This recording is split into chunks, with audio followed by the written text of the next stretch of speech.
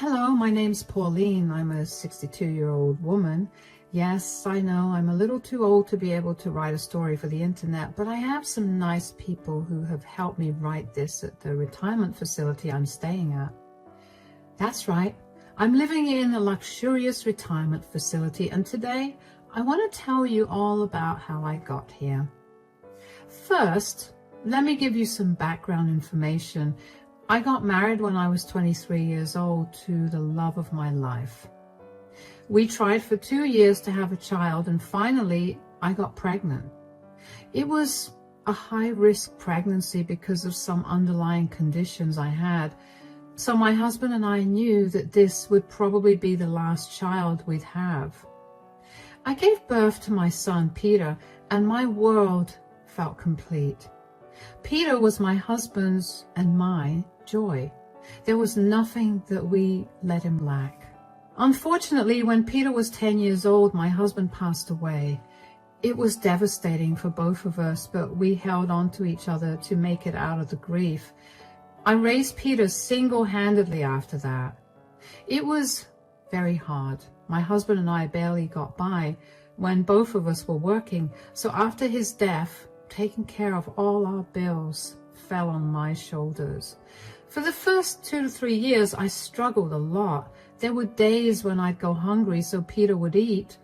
Yes, I saw some rough days, and thankfully they got better after that. I found a better job with a lot more benefits. I learned how to invest money and made a bunch of smart investments. I managed to save and pay for the entirety of Peter's college as well.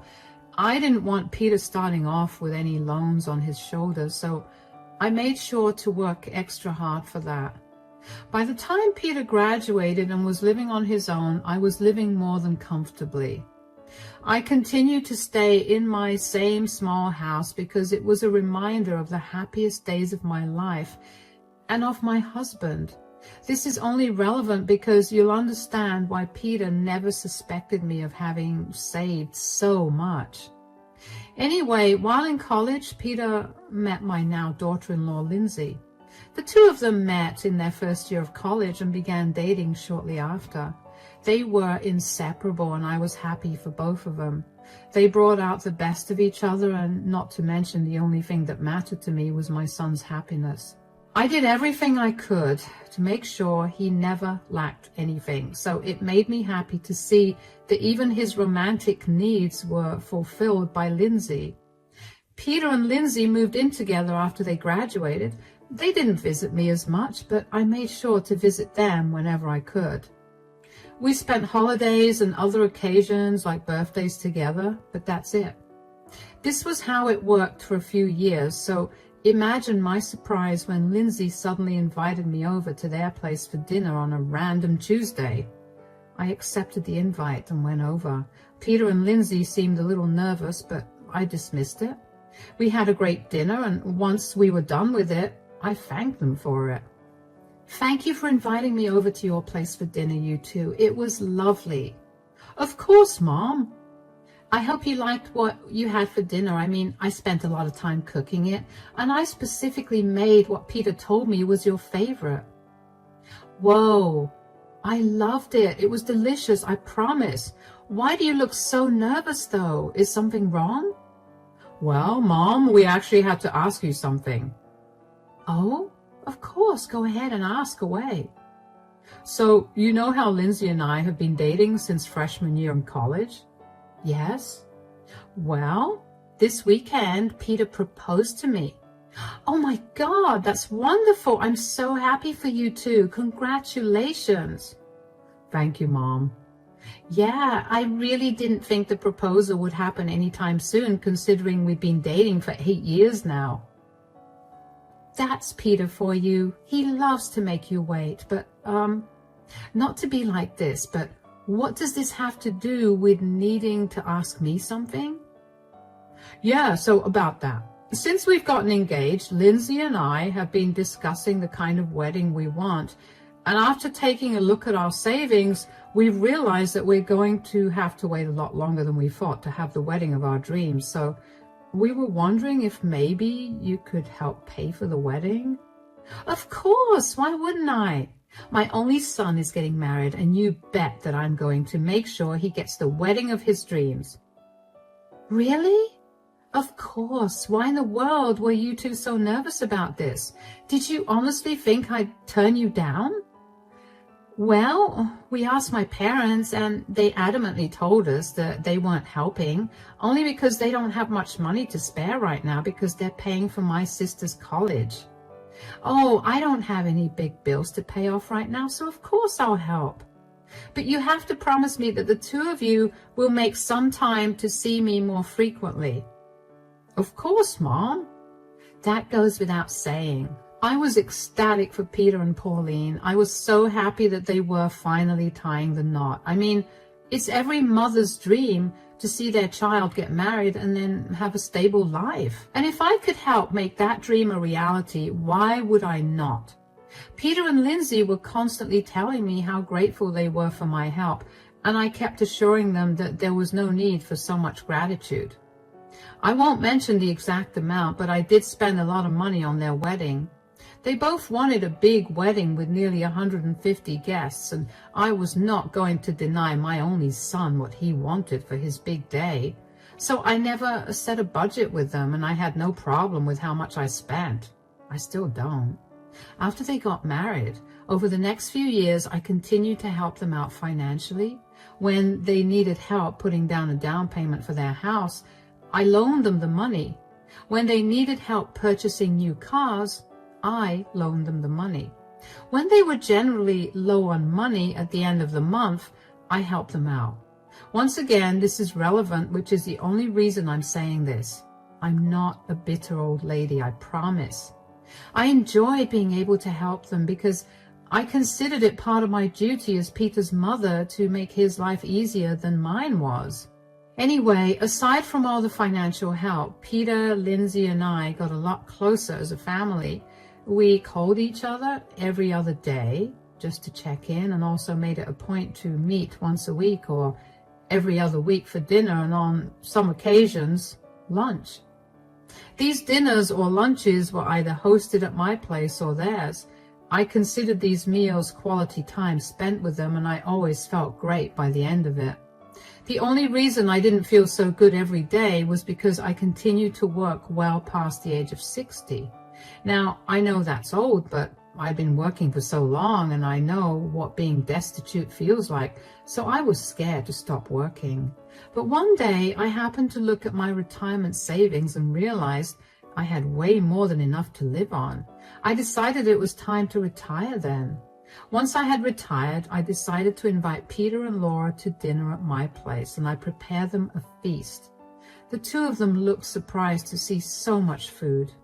Peter asked me if there was something special about the dinner. So, what's this dinner all about, Mom? Well, I have some big news to share with you guys. Oh, I'm excited. What is it? Well, you know how I've been working so hard for so many years. I recently decided to stop. Stop? You mean you stop working? Yes, I'm retiring. Are you sure that's a good idea? Of course. I've been working since I was 17, and I think now is the best time to stop. My son is well settled, and I have nothing to worry about. But what about your expenses? How are you going to manage the house without any income? I mean, I have my retirement money set aside, so I think that should tide me over. Are you sure that you've saved enough? I'm sure I do. Even if I don't, you two would be able to help me out, right? We don't want to sound rude or anything, but Lindsay and I aren't exactly in the position to help you out if you need it. Why wouldn't you be able to help me out? You two are earning well, and you have an extra bedroom. Sure, but we have enough to support the both of us, not a third person. Look, if it comes to it, I'll apply for government aid or something. I don't think this is something you two should be worried about. You're my mother. Of course I'm worried about you. I'm over 60, Peter. Did you expect me to keep working my entire life? I don't have it in me to keep working anymore. Yeah, but maybe you could work part-time. At least that way you're bringing in some income. I have decided to retire and that's it. I don't want any more suggestions about what I could do. I love that the two of you are concerned for me, but I know that I've got my future under control from here. If you say so, Mom. Good. Now, shall we continue with dinner? I will admit that I was a little peeved by their questions. I never questioned any of their choices, no matter what it was about, so I didn't understand why they were so intrusive about my decision. I let it go for the duration of the dinner, but after they were gone, I couldn't help but feel upset. I had hoped that they'd be happy for me, but after I revealed the reason for the dinner, the atmosphere got tense and weird. I decided to just let it all go because I figured that I was just tired from cooking for so long. I thought I was probably reading too much between the lines. Over the next few days, I busied myself with some household chores that I had ignored for way too long. I thoroughly cleaned the entire house and got rid of years' worth of junk. I tended the garden and polished all the furniture. I was having a great time, especially because I got to finally do the things I'd been meaning to do for a long time. One day, I was in a particularly good mood, so I thought I'd pay Peter and Lindsay a visit. I hadn't gotten a phone call from them in a few days, and I'd been too busy and tired to call them as well. I knew they wouldn't have a problem with me just dropping by because they told me I could do it whenever I wanted to. I bought a good bottle of wine and made a casserole for our dinner, and when I got to their place, Peter opened the door. Mom, what are you doing here? Oh, I was free and I thought I would surprise you guys with some wine and dinner. You're not allowed here. What do you mean? Let me spell it out for you. No income, no entry into this house. Are you serious? Yes. Lindsay and I have been talking about this since we last met, and we realized that we didn't want someone who wasn't earning to come into our house. But I'm your mother. Just because I don't earn money, it doesn't mean that my role as your mother is gone. Sure, but because you're my mother, we realize that you might use that to mooch off of us. Mooch? Are you kidding me right now? You do realize that I was the one who paid for everything you've ever wanted. Even the car you drive right now was bought by me. I have no reason to mooch off of you. See, we were afraid that you were going to use all the things you gave me as a reason to mooch off of us, and we were right. I'm literally bringing it up to tell you that I never intended on doing that. I don't care about money. You two were the ones that brought up my money. Believe me, I have more than enough money to live happily. I don't buy that. You probably have enough for a few years and then you'd come crawling back to us and asking us to give you money. I'm just setting my foot down now so I can stop all of that from happening. So what? Because I've retired, you're going to cut all contact with me? That's a little crazy, don't you think? First of all, I'm not cutting contact with you. I'm simply telling you that you won't be allowed into our house. I don't want you thinking that you can just show up whenever and then one day decide that you never want to leave. We can meet whenever you want at either your house or anywhere else outside. Secondly, nothing about this is crazy. I'm just being careful. You know what? You're right. It's good that you're being careful. I'm glad that I've raised you to be that way, but clearly I went wrong somewhere because all you seem to see is money and not the fact that your aging mother is trying to spend time that she barely got to spend when you were growing up with you. Don't be dramatic. I appreciate you wanting to spend time with me, but I just don't want that to happen at my house. All right then, I'll get going. Mom, I really hope that there are no hard feelings here. Sweetie, you're my son. There will never be any hard feelings. This has only opened my eyes and made me realize that I've got some things to think about. Anyway, I don't want to bore you with that. I'll see you around. To say I was heartbroken was an understatement. I couldn't believe that my son and daughter-in-law were capable of treating me so indifferently, all because I wasn't earning money. I couldn't even begin to understand why that mattered to them at all. Was that the reason they kept asking me intrusive questions at my retirement lunch? I vaguely remember driving home after that. I was in so much shock and I felt so sad that I felt numb. I didn't know what more to do or say to convince Peter and Lindsay that I was not there to take their money or live off of them. I think I pretty much wallowed in that sadness for a good day, and then the sadness turned into anger. The more I thought about it, the more I knew that there was no reason for both of them to treat me this way. I decided in my fit of anger that if they truly believed I was trying to mooch off of them, then I'd show them just how much money I had. The first thing I did was get in touch with my friends who I knew would be able to help me put my plan into action. I put my house up for sale, and given that it had been a long time since my husband bought the house, the value of the house appreciated a lot, so I made a killing selling it. Then I did some research and found this beautiful retirement housing facility. I went there to check it out, and let me tell you, I fell in love with it. It was luxurious, and I just knew that I had to spend the rest of my days there. Upon inquiring about the price for it, I was told that it was $1 million, which I had. So I pretty much registered myself there immediately. I still had a good amount of money left, so I decided to get in touch with my lawyer. I had written down a will many years ago, a little while after my husband passed away, because I wanted to be prepared in case I also passed away as suddenly as my husband did. In my original will, I had willed everything to Peter, but I knew that I had changes to make. I was not leaving anything to him, not only because I was very peeved by his treatment of me based on money, but also because I knew that by the end of my life, after everything I've spent, there wouldn't be much to give him. I knew that even if I had some money left over, I was going to donate it. All of this had taken almost 2 weeks. In that time, I did not contact Peter or Lindsay at all. I didn't feel like talking to them, and running around filing paperwork and then moving into the facility was exhausting. Eventually, though, a day after I moved into the facility, Lindsay called me. "Hello, Pauline, how are you?" "I'm good. How are you?" "I'm doing good, too. I just wanted to make sure that things were all right between us."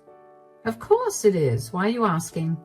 "Well, you didn't call or text us for the last 2 weeks, and we were beginning to worry." "Ah, yes, sorry. I was busy with things." "Busy? What have you been up to?" "I figured it was time for me to leave my house." "What? What do you mean?" "You guys made it pretty clear that you didn't want me around, and you were right. What was I going to do in my house? Might as well move someplace else, so that's what I did." "We didn't mean that we didn't want you to be around us." "Oh, you don't have to sugarcoat it. I understood perfectly what Peter was trying to say. Look, I'm sorry that you felt that way, but that was not what he meant at all. You shouldn't have uprooted your home because of that." "It's okay. I got a good deal on the house, so now my retirement fund got even fatter." "Where did you even move to? Are you in a safe neighborhood?" "Oh, it's the safest neighborhood, if you could even call it that." "What do you mean?" "You know what? I'm way too busy right now to explain this to you, so why don't you and Peter pop over this weekend?" Sure. Just tell me that you're safe, though. We've been worried sick about you." "I promise you that I'm more than safe. I found a lovely place to settle into, and I would love for you two to visit me. You don't have to worry about me at all anyway. I've gotten pretty good at taking care of myself." "Okay, well, that's nice to hear. So this weekend then?" "Yes, just call me before you leave and I'll send you the address. It's only half an hour from your place." "All right then, we'll see you there this weekend. Take care." "You too." It took everything in me to not be curt with Lindsay. The way she didn't seem apologetic at all made me want to be rude to her, but I bit my tongue back and was nice instead. I was also really upset that Peter didn't call me, but I didn't bring that up either. I knew that I didn't have to be mean, because once they saw where I lived now, they'd be shocked. And when they'd find out that they were not getting even a penny from me, my revenge would be complete. The weekend was 2 days away, so I spent that time familiarizing myself with the facility. I also spent a lot of my time relaxing, because it had truly been a long time since I did that. When Saturday rolled around, Lindsay called me to tell me that they were ready to leave. I sent them the address and then turned my phone off because I didn't want to answer any of their questions when they realized where they'd be driving. If they wanted answers, they'd have to come to me, and they did. When Peter reached the facility, he was led to me. He didn't even greet me properly because he looked at me like I'd grown a second head. Mom! Welcome! How are you guys? I hope you didn't have any trouble finding this place. What is this place? This is a retirement facility. I'm sure you read the signs outside.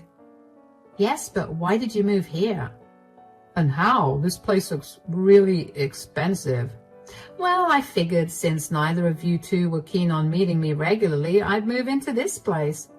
Oh, come on. I told you not to make a big deal about this.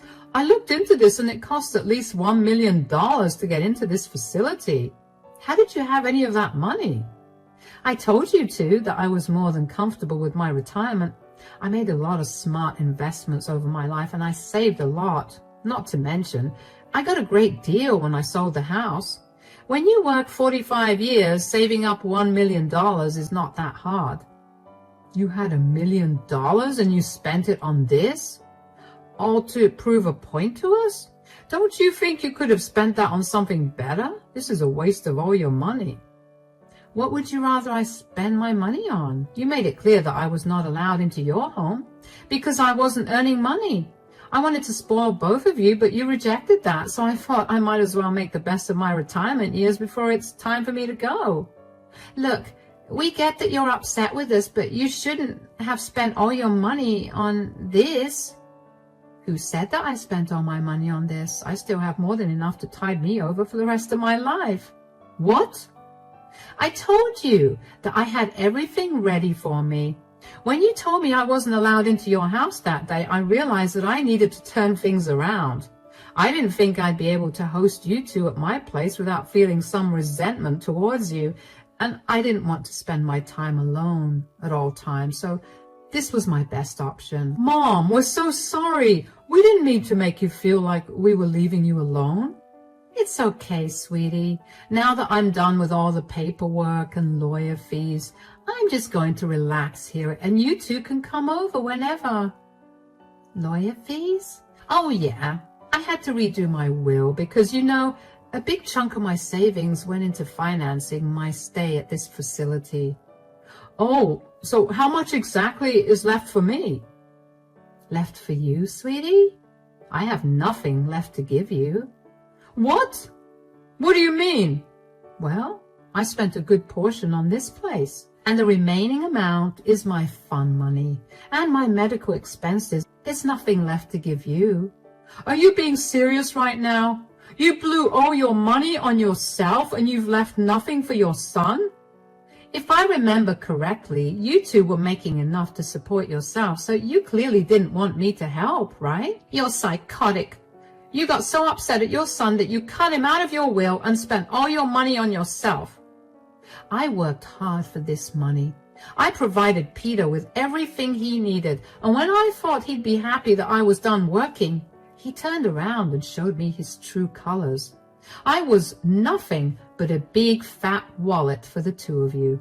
Spending this money on myself is the first treat I've ever given to myself. But a treat that cost this much? This doesn't even compare to how much I've spent on you, Peter. You know that we're planning on having children soon.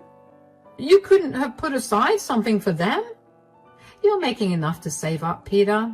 I'm done helping you out. You were being careful by not letting me into your house, right? So be careful with your money now and you can have children. Oh, you're impossible. Don't expect us to visit you after this. That doesn't bother me. You hurt me enough that day when you refused to let me into your house. You know where the exit is. Bye. Peter stared at me with the angriest look I've ever seen before grabbing Lindsay's hand and leaving with a huff. I was relieved that I didn't have to deal with any more of his tantrums.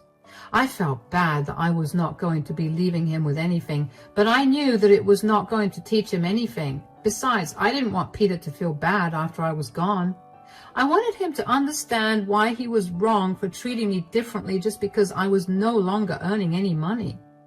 Peter refused to talk to me after that day, but Lindsay did not stop blowing up my phone with texts that told me how horrible I was as a person and as a mother for doing this to Peter. I initially explained myself to her again. I told her that while this may seem rude to them, I was nothing but nice to them the entire time. It was beyond rude and hurtful when they turned their backs on me, especially when I was the one who helped them get settled into adulthood. Lindsay only went off on me some more for holding that over their heads. Initially, I did feel bad about that. I never meant to hold anything over their heads. I helped them out because I didn't want Peter to ever struggle. I know firsthand what it's like to struggle and have no one to help you out. So the last thing I wanted was for Peter to go through the same things that I went through. I was only bringing it up because I saw no other way to make my point about how hurtful their actions were. However, the more I thought about it, the more I realized that they were only trying to guilt-trip me for spending my money on myself. I don't know if that was their twisted way of dealing with their guilt, or if they genuinely thought I was a bad person, but I couldn't bring myself to care. If they apologized to me, I would be more than happy to resume a happy relationship with them. Even if they did not apologize, I know in my heart that I did nothing wrong against them. I did everything to provide for Peter and never once spent on myself the way that I did on him, which I know is my duty as a mother, but even when I had money and Peter was living on his own, I still spent on him more than I did on myself. There's no reason for me to feel bad about making the last years of my life more comfortable, especially since my own son told me that he did not plan on helping me out. Anyway, I decided to mute Lindsay's chat so she could go on ranting for however long she wanted and I wouldn't have to constantly be reminded of her and Peter. It's been nearly 2 months since I last spoke to Peter or Lindsay, and I can honestly tell you that I'm at peace. I'm enjoying my time at this retirement facility, and I finally picked up some of my old hobbies again. I'm happy and stress-free after so many years, and I'm going to make sure that nothing ruins this for me.